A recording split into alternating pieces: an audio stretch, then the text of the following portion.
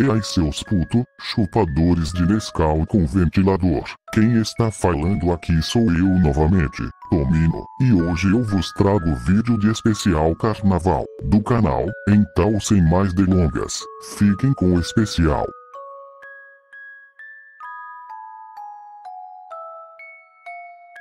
Já imaginou que um simples beijo pode carregar o convite ao sofrimento, ou até mesmo para a morte? Recentemente tomei conhecimento de uma história bizarra, a história de uma jovem de identidade e idade desconhecidas, que estivera internada na unidade de terapia intensiva do Hospital Base em São José do Rio Preto. A jovem teria sofrido uma séria infecção bucal, e possivelmente corria o risco de perder partes dos lábios até o queixo, devido a uma possível contaminação adquirida por meio de uma bactéria, presente somente em cadáveres. Pessoas que estiveram mais próximas e obtiveram mais informações em relação ao estranho caso, relatam que a mesma teria se contaminado após beijar um rapaz durante o carnaval. O rapaz, que teria vindo de São Paulo, havia assassinado a ex-namorada e mesmo após o crime resolveu manter o corpo da moça em casa por algum tempo. O mais sinistro é que dizem que ele durante este período manteve relações sexuais com o cadáver, o que possivelmente o contaminou com bactérias ou outros organismos presentes no corpo já impossível.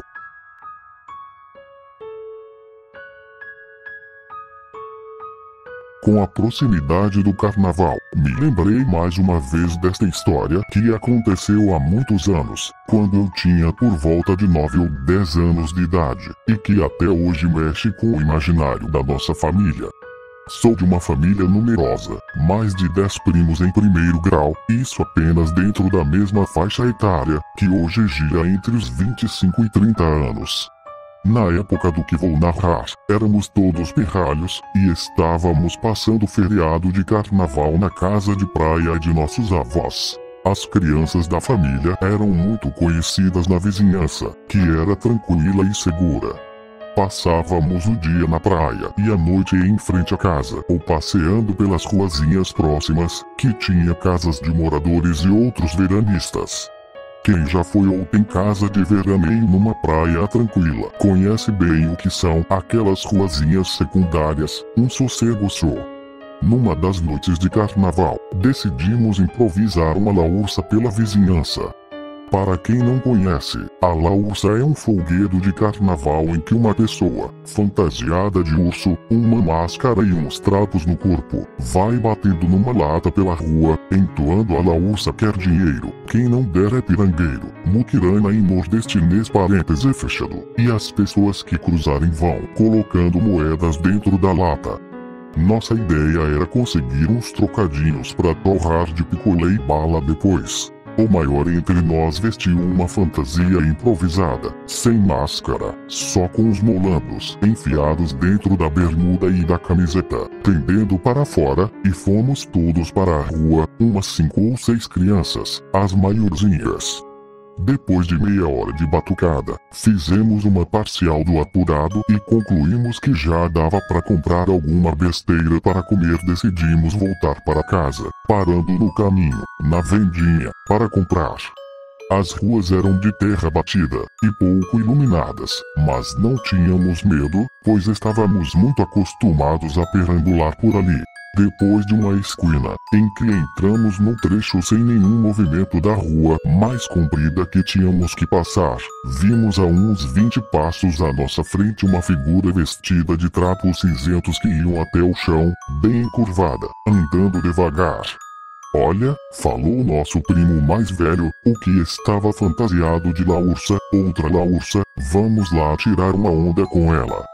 Meu sexto sentido alertou, aquela pessoa não parecia ninguém fantasiado de laúça, o andar era muito lento e arrastado e não tinha nenhuma vibração de carnaval ao redor dela. Pelo contrário, eu senti foi um mal-estar, um medo muito grande. Meu primo se adiantou, minha outra prima também, e eu um pouco atrás, sem querer ir mas também sem querer que ninguém achasse que eu era medrosa. Os outros primos, menores, ficaram atrás. Meu primo tocou na pessoa, cantando a musiquinha da Laúça para ela, mas a pessoa se virou bruscamente e vimos um rosto horrível, apavorante, que não dava nem pra saber se era homem ou mulher, uma coisa velha, encarquilhada, sem sexo nem idade. Uns olhos que davam a impressão de ser amarelos, uma fisionomia que chegava a parecer não humana. Não era um simples mendigo ou mendiga, nem uma pessoa com alguma doença ou deformidade. Era muito além e pior do que isso, algo que realmente parecida de outro mundo, nem sei descrever. E gritou, numa voz tão horrorosa, que eu também não sei descrever, meio rouca, meio rachada e meio aguda ao mesmo tempo. Lembro até hoje daquela voz e me arrepio. O que é? Vão embora. Me deixem, senão eu levo vocês. Vocês não têm noção do medo que eu senti, o conjunto do aspecto da pessoa com a voz, e a forma como aquele encontro nos pegou desprevenidos, pois íamos animados, brincando e rindo, com a cabeça muito longe de qualquer temor. Saímos na maior carreira do mundo em direção à nossa casa. Segundos depois, meu primo berrou, ainda correndo: "Cadê? Cadê?" Ele tinha olhado para trás para ver se a coisa estava nos seguindo, mas não tinha mais ninguém. Ela tinha sumido. A rua não tinha plantas, árvores ou nenhum outro lugar onde ela pudesse ter se escondido. Os muros das casas eram altos e estava tudo fechado. Só bem lá na frente da rua, era uma rua bem comprida. Do lado oposto ao de onde vínhamos, tinha um pessoal com umas cadeiras na calçada, bebendo e conversando. Foi por ali que paramos para tomar fôlego e o pessoal disse: "Meninos, que foi que houve? Porque VCS deram essa carreira pela rua?" E a gente, atropelando as palavras uns dos outros: "Foi a véia." Não, era um velho. Não, não era nem véia nem velho, era um monstro. Vocês não viram não? O pessoal ficou rindo da gente, dizendo que não tinham visto ninguém, só a gente correndo, mas que também não estavam prestando atenção, e que com certeza o que a gente tinha visto era alguém tão bem fantasiado que enganou a gente direitinho. Quando chegamos em casa, não contamos a ninguém, nem a nossos pais nem a mais ninguém. Um pouco mais tarde, porém, estávamos no muro conversando sobre o assunto quando a vizinha chegou para dar bolo a gente e ouviu pela metade o que estávamos conversando. Aí ela falou: "Vocês viram isso que estão dizendo na rua ali embaixo, não foi? Perto da casa de Dona Fulana?" "Foi", a gente disse. "Eu já vi também. Não pensem mais nisso não. Esqueçam." A gente ficou insistindo, pedindo para ela dizer mais alguma coisa, mas ela não disse, saiu logo de perto de nós com alguma desculpa que eu não lembro mais. Ainda hoje, uns 20 anos depois, eu continuo afirmando que o que a gente viu não era humano, nem estava fantasiado, nem a gente imaginou ou exagerou aquilo com fantasias de criança. Era alguém ou alguma coisa que a gente não sabe o que era, nem de onde veio, nem para onde foi, nem por que estava ali. Sabemos ainda muito menos para onde aquilo nos levaria, como prometeu, se a gente não o deixasse em paz. Dia desses eu conversava com minha prima, que estava comigo naquele dia, e perguntei se ela lembrava da história. Ela disse que infelizmente sim, a lembrança dela era idêntica à minha em todos os detalhes, que até hoje lembra de vez em quando e morre de medo, e que tem certeza, como eu, que o que a gente viu naquele carnaval não era desse mundo.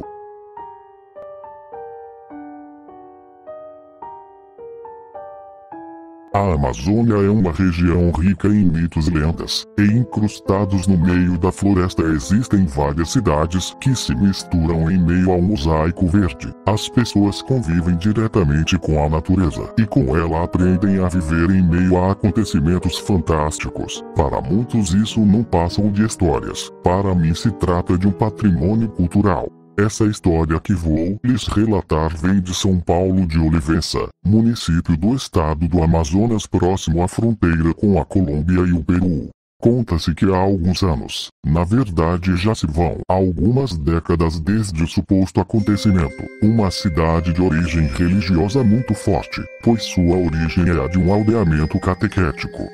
Como toda cidade da Amazônia, ela se vê prisioneira das distâncias, e por isso ela mantém muitos costumes que permeiam a vida de todos, como a tradição de toda a família ir à igreja. Tudo ocorria na sua tediosa rotina, quando chegou a festa pagã mais famosa do Brasil, o Carnaval. Nesta oportunidade, o pároco da cidade, que era linha dura e queria moralizar a cidade, novamente que passava por muitas mudanças, principalmente problemas relacionados ao álcool, e nesta ocasião ele foi implacável com os fiéis, para que comparecesse às suas missas, que ele ia celebrar nos dias de Carnaval. A população se viu em uma situação complicada. Parecia que sua tradição religiosa iria prevalecer. Contudo, para surpresa do pároco, a população simplesmente desapareceu das celebrações. Apenas alguns poucos apareceram, e isso causou a ira do padre, que não se controlou e rogou uma praga. Esse pessoal burro preferiu o diabo a Deus. Então eles que comemorem com o diabo. As pessoas que ouviram ficaram assustadas, mas passado a situação, eles se recolheram às suas casas. A festa ocorria no estilo de rua, muita bebida e outras delícias terrenas. O foco principal da festa acontecia na Praça da Matriz, que fica em frente à igreja. A festa já ia madrugada adentro, quando eram por volta das 3h da manhã, quando o inusitado, se não aterrador, aconteceu. Não apenas uma pessoa, mas sim dezenas de pessoas viram nada mais, nada menos que o capeta, dançando e soltando fogo pelas ventas em meio à fusaca. O pânico tomou conta da multidão e o tumulto estava formado. A festa acabara de uma maneira sinistra. Nas outras noites a festa continuou, mas com muito menos pessoas. A maioria foi para a igreja. Essa história correu como o vento e ficou famosa, mas com o tempo caiu no esquecimento. Agora eu lhes relato. Não lhes afirmo que essa história realmente aconteceu, mas sei que aqui na Amazônia acontecem coisas que desafiam a realidade.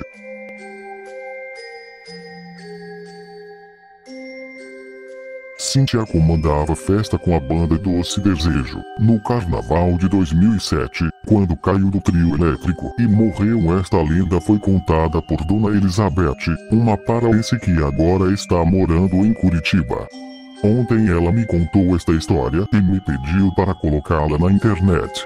Em 2007 a banda Doce Desejo, com a sua vocalista chamada Cíntia, animaram um trio elétrico na festa da Vila dos Cabanos na cidade de Barcarena, região metropolitana de Belém, no sábado de Carnaval. Quando Cíntia estava cantando a música cujo refrão era "Quero morrer no Carnaval", ela caiu do trio elétrico, foi levada ao hospital e faleceu. Diz a lenda que depois do acidente os familiares desta cantora arrumaram seus objetos pessoais no seu quarto e lá acharam um diário. Em uma das páginas deste caderno estava escrito: "Nem a morte será capaz de me separar do Carnaval". A cantora Cíntia, na capa do CD da banda Doce Desejo em janeiro de 2008, um trio elétrico fez uma festa pré-carnavalesca em Belém e alguns conhecidos da falecida cantora Cíntia afirmaram que viram a moça dançando dentro desse trio elétrico. Algumas pessoas falaram que era o fantasma da cantora, que veio cumprir a profecia que escreveu no diário.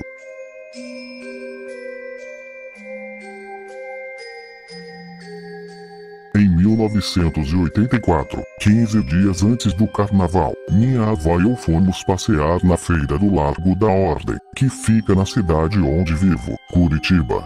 Fomos de barraca em barraca até que em uma delas vi um boneco que me chamou a atenção. Era um Pierrot com uma lágrima desenhada no rosto, com uma roupa de palhaço em preto e branco. Assim pedi para que a minha avó comprasse aquele boneco para mim. Uma senhora de idade, que parecia uma bruxa, nos atendeu e vendeu o brinquedo para a gente. Quando cheguei em casa, meu cachorro olhou para o Pierrot, começou a latir compulsivamente e tentou atacar o boneco. Protegi o brinquedo, grudando em meu corpo. À noite coloquei o Pierrot numa prateleira que ficava em cima da minha cama. No meio da madrugada senti que uma lágrima caía sobre o meu rosto. Então, acordei e pensei que poderia ter sido um sonho. Mas, passei a mão sobre a minha face e vi que ela estava molhada. De repente um pensamento passou pela minha cabeça. Será que foi uma lágrima do Pierrot? Afinal, ele tem uma lágrima desenhada no rosto.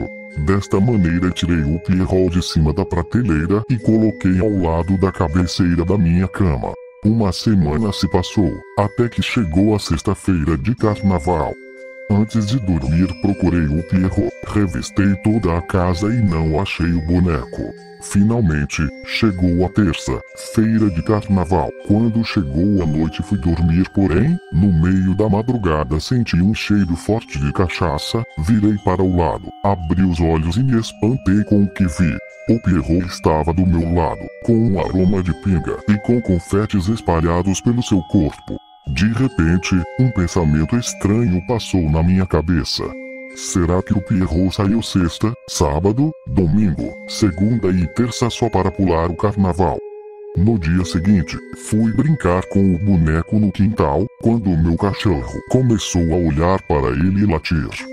Vi que os olhos do meu cão tinham um brilho diferente, e por isto resolvi olhar para dentro da íris dele. Foi quando eu vi que dentro dela se formava a imagem do fantasma de um homem segurando o Pierrot. Assim, eu dei um grito e saí correndo. Contei o fato para alguns colegas da escola, e Tati disse que no Largo da Ordem havia uma mulher que costurava bonecos com roupas de mortos, para vender e que seria melhor eu jogar o boneco fora. Já, Patrícia disse que todo boneco de Pierrot, Arlequim e Colombina são amaldiçoados, pois têm um papel importante na comédia mística italiana. Ela, também, disse que o Pierrot representa o anjo, o Arlequim representa o diabo e a Colombina representa a terra, que o Arlequim tenta seduzir. Por isto, diz a lenda que qualquer boneco que representa uma destas três figuras cria vida no carnaval. Depois desta conversa toda, resolvi jogar o boneco fora.